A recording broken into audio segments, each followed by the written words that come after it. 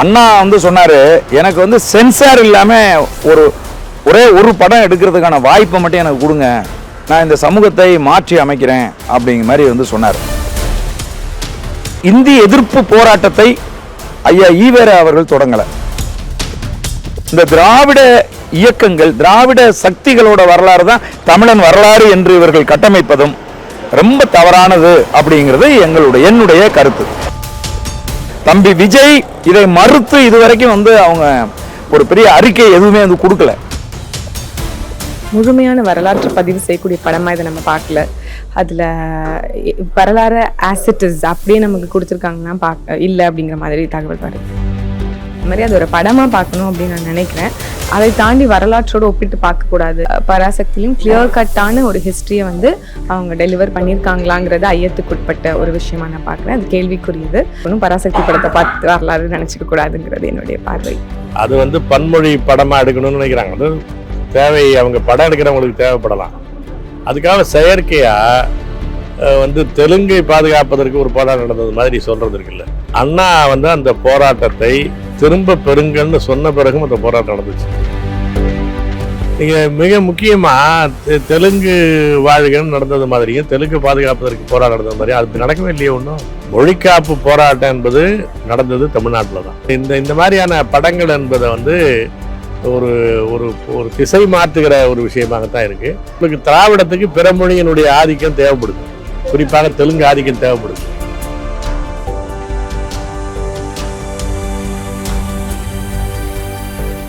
நம்ம பண்ணை இயற்கை அங்காடி. தொடர்புக்கு 87 54 44 92 99. உலகில் எங்கு பிறப்பினும் தமிழ் கற்கலாம், கற்பிக்கலாம். Learn and teach Tamil from worldwide. avayarpadasali.org. இப்போ ஹிந்தி திணிப்பு, ஹிந்தி எதிர்ப்பு, இந்த விஷயம் வந்து ரொம்ப பேசப்பட்டு வருது பராசக்தி படத்துக்கு அப்புறமா.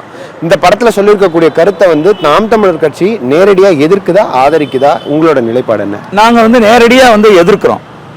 இதை வந்து சில பேர் வந்து திரைப்படமா பார்க்கணும் அப்படின்லாம் சொல்றாங்க. ஆனால் இந்த திராவிட சக்திகள் எப்பவுமே திரைப்படத்தை அவர்களுடைய கருத்தை திணிப்பதற்கு, உண்மையான வரலாற்றை மாற்றி அமைப்பதற்கு தான் அவங்க திரைத்துறையை வந்து அவங்க பயன்படுத்தியிருக்காங்க, திரைப்படங்களை வந்து பயன்படுத்தியிருக்காங்க.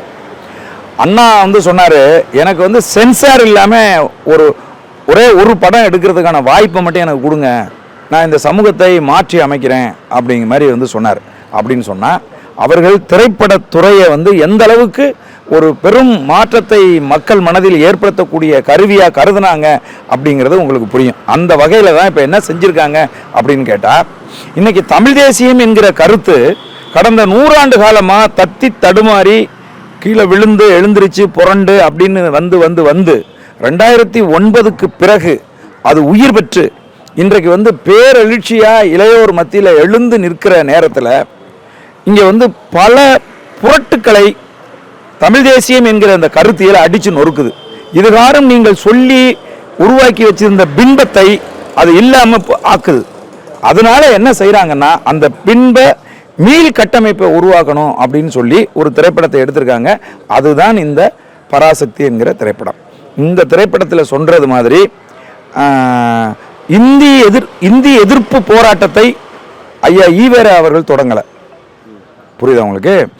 ஈழத்து அடிகளார் அவர்கள் அங்கிருந்து வந்து அவர் வந்து தன்னுடைய சொந்த காசில் துண்டறிக்கையெல்லாம் அடித்து கொண்டு போய் எல்லாருக்கும் கொடுத்து, இந்தி மொழி வந்துச்சுன்னா தமிழனுடைய அந்த பொக்கிஷங்கள், தமிழனுடைய அந்த இலக்கியங்கள் இதெல்லாமே வந்து படிக்கிறதுக்கு ஆள் இல்லாமல் போயிடும். இந்தி என்பது ஒரு ஆதிக்க மொழி. அது மொழி, அந்த மொழி நம்முடைய மொழியை அழித்து விடும், மொழி எழுத படிக்க தெரியாத பிள்ளைகள் உருவாகி விடுவார்கள் அப்படின்னு அச்சப்பட்டு அவர் வந்து தொடங்கினது. அந்த காலகட்டத்தில் ஈவேரா அவர்கள் ஒரு ஆளாக அதில் இருந்தார், அவ்வளோதான். புரியுதா உங்களுக்கு? அதன் பிறகு 65 காலகட்டங்களில் இந்தி எதிர்ப்பு போராட்டத்தை எதிர்த்து களத்தில் நின்றவர் வந்து ஈவேரா அவர்கள். அதனால் அவரை முன் வச்சு இந்த படத்தில் வந்து கட்டமைச்சு செய்கிறதும், தமிழனுடைய வரலாறு என்பதே இந்த திராவிட இயக்கங்கள், திராவிட சக்திகளோட வரலாறு தான் தமிழன் வரலாறு என்று இவர்கள் கட்டமைப்பதும் ரொம்ப தவறானது அப்படிங்கிறது என்னுடைய கருத்து. தேசிய தலைவர் அவர்களை பற்றி நேரடியாக தாவேக்காவிலிருந்து பொது இடங்களில் வந்து விமர்சிக்கிறதா இருக்கட்டும், இல்லை பொது இடங்களில் வந்து அவதூறாக பேசுகிறதா இருக்கட்டும், இல்லை நேரடியாக விமர்சனம் செய்கிறத வந்து ரொம்ப அன்ஹெல்தியான ஒரு விதத்தில் வந்து ஓப்பன் பிளேசஸில் பண்ணுறதை பற்றி உங்களோட கருத்து என்ன? இல்லை, அது வந்து ஒருபோதும் வந்து ஏற்றுக்கொள்ள முடியாது. அது வந்து அவர்களை நாங்கள் தற்குறிகள் என்று சொல்லுகிற போது அவங்களுக்கு வந்து ஒரு காயம் பட்டுச்சுல்ல, அதை உண்மைன்னு இப்போ வந்து நிறுவி இருக்கிறாங்க. புரியுதா உங்களுக்கு? தேசிய தலைவர், தமிழ் இனத்தின் தலைவர் பெயரை உச்சரிப்பதற்கு கூட தகுதி இல்லாத தற்குறிகள் அந்த தம்பி விஜய்க்கு பின்னாடி நிற்பவர்கள் என்பது இன்றைக்கு வந்து நிரூபணம் ஆகியிருக்கு. இது ரொம்ப ஏற்றுக்கொள்ளவே முடியாது. அது ரொம்ப பெரிய கோபத்தை வந்து நமக்கு வந்து ஏற்படுத்துது. அது ரொம்ப தனி மனித பயங்கரவாதத்தில் கொண்டு போய் விட்டுருமோ அப்படிங்கிறது மாதிரியான ஒரு ஆத்திரத்தை வந்து ஏற்படுத்துது. புரியுதா சொல்றது?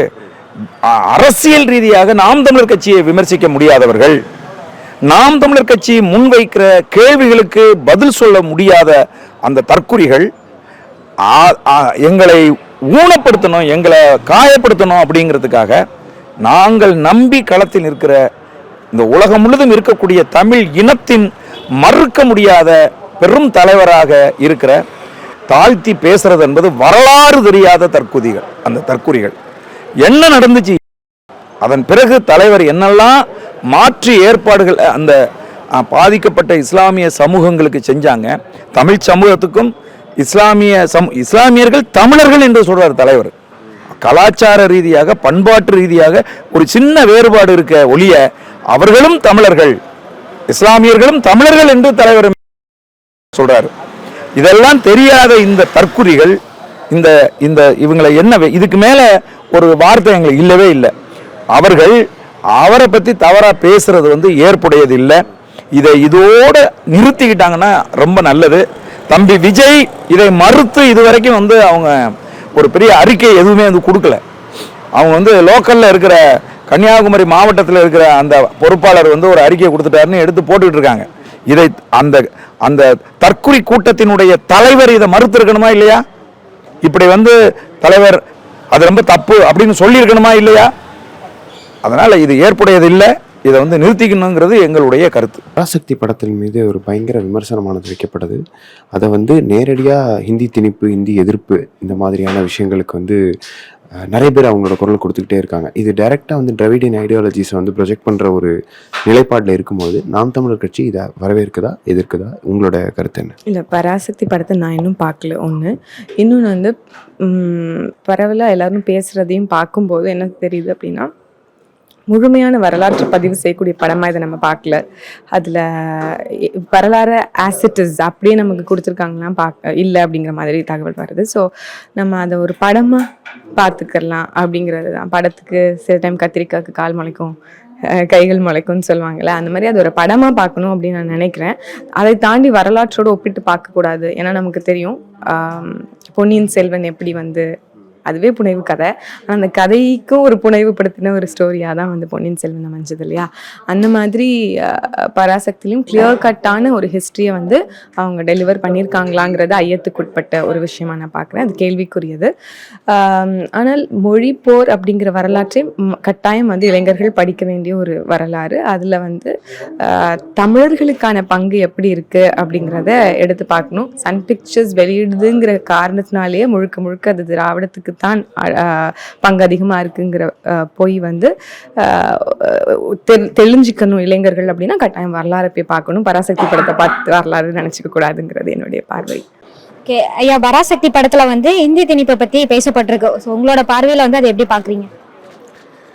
முதல்ல இந்தி திணிப்பை எதிர்த்த தமிழர்களுடைய மொழிக்காப்பு போராட்டங்கிறது இந்த கடந்த நூற்றாண்டில் நடந்த ஒரு பெரிய தமிழ் தேசிய எழுச்சி. அது அந்த போராட்டம் வந்து மாணவர்களால் தொடங்கப்பட்டது. அதுக்கான ஒரு கருத்தியலாக திமுகவினுடைய பரப்புரை இருந்துச்சுன்னு சொல்லலாம், அதில் ஒன்றும் தவறு இல்லை. ஆனால் அந்த போராட்டத்தை நடத்தியது மாணவர்கள் தான். இப்போ இந்த படத்தை பொறுத்தளவுக்கு என்னென்னா, அது வந்து பன்மொழி படமாக எடுக்கணும்னு நினைக்கிறாங்க. அது தேவை, அவங்க படம் எடுக்கிறவங்களுக்கு தேவைப்படலாம். அதுக்காக செயற்கையாக வந்து தெலுங்கை பாதுகாப்பதற்கு ஒரு போராட்டம் நடந்தது மாதிரி சொல்கிறது இருக்குல்ல.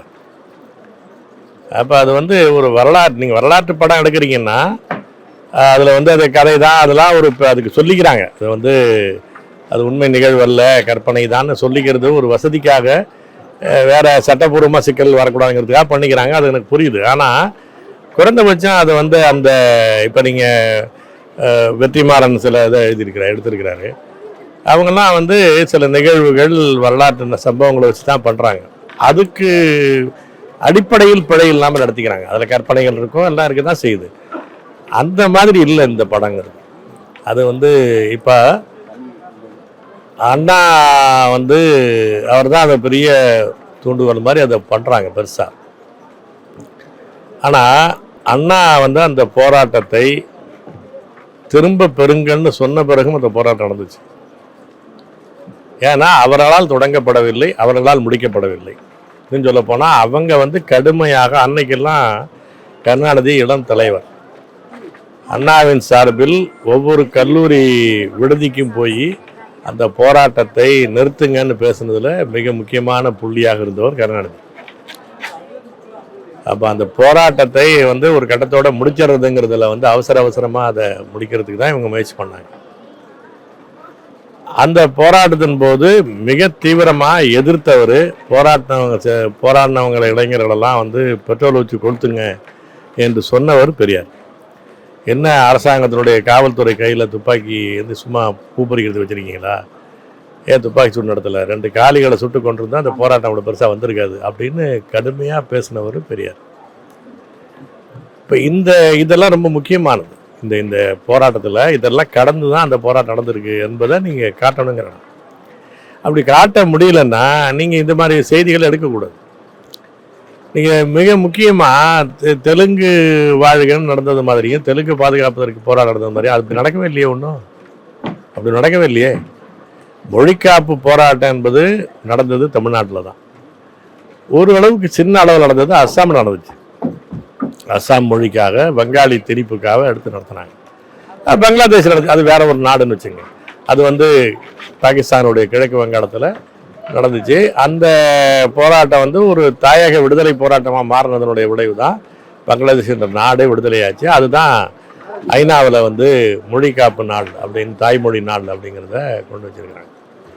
இது எதுலேயுமே வராத ஒரு படத்தை எடுத்துக்கிட்டு அதுதான் எங்களுக்கு. அப்போ என்ன ஆகுதுன்னா, நீங்கள் இதை புராணம்னு சொல்லிட்டு போயிருங்க, எங்களுக்கு பிரச்சனையே கிடையாது. ஒரு கற்பனை கதைன்னா மொத்தமாக கற்பனை கதைன்னு வச்சுட்டு போயிருங்க. இது நடந்தது போலவும் நடக்காதது போலவும் அப்படி போட்டு குழப்பறது இருக்குல்ல. அப்போ நாளைக்கு இளம் தலைமுறைகளுக்கு இதுதான் நடந்து போல நினைப்பாங்க.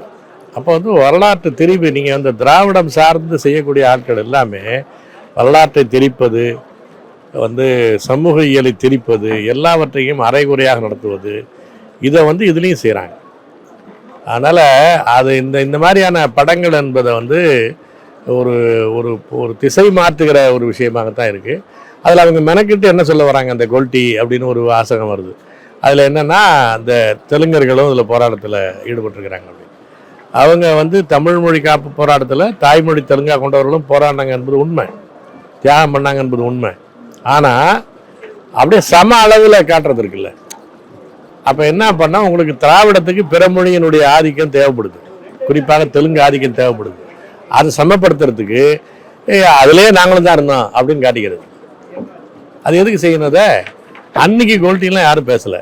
இப்போ அதெல்லாம் அண்மை காலமாக இந்த தெலுங்குகளுடைய ஆதிக்கம் திராவிடத்தின் வழியாக வந்ததுக்கு பிறகு பல பேர் அதை கொச்சையாக கோல்ட்டின்னு பேசுகிறாங்க. அப்படி நான் பேசுகிறத நாங்கள் ஆதரிக்கலாம், அப்படி யாரையும் கொச்சையை சொல்லக்கூடாது. ஆனால் அப்படி சொல்வதெல்லாம் அண்மை காலமாக நடப்பது. இன்னும் சொல்லப்போனால் 2010க்கு பிறகு தான் அந்த மாதிரி வார்த்தைகளே வருது தமிழ்நாட்டுக்குள்ளே. இது அன்னைக்கு நடக்கிற 65 போராட்டத்தும் போது அந்த வாசகத்தை எதுக்கு திணிக்கிறீங்க? அப்போ செயற்கையாக தெலுங்குங்கிற ஆட்களை வந்து அதுவும் நடத்தினாங்க, அவங்களும் சேர்ந்து தான் தமிழ்நாடு அப்படின்னு கொட்டுறது இருக்குல்ல. அப்போ மொழி வழி தாயகம் என்பதனுடைய அடிப்படையை தகர்ப்பது. இனி வந்து தெலுங்குல சொல்லி பாருங்களேன், நான் போய் தெலுங்கு நாட்டில் போய் சொல்லி பாருங்க, அப்படி ஒரு படத்தை விட்டுருவான் அவன் இல்லையா? அப்போ மீண்டும் மீண்டும் வந்து இந்த மொழி உணர்வு, இன உணர்வு என்பது எழுச்சி பெற்று வரக்கூடியதை அதை பிளண்ட் பண்றது, மழுங்கடிப்பது, திசை திருப்புவது என்ற நோக்கத்துக்கு தான் அந்த மாதிரி படங்கள் எடுக்கிறாங்க. இது நல்லதில்லை, அவ்வளவுதான். ஓகே, நன்றிங்கய்யா.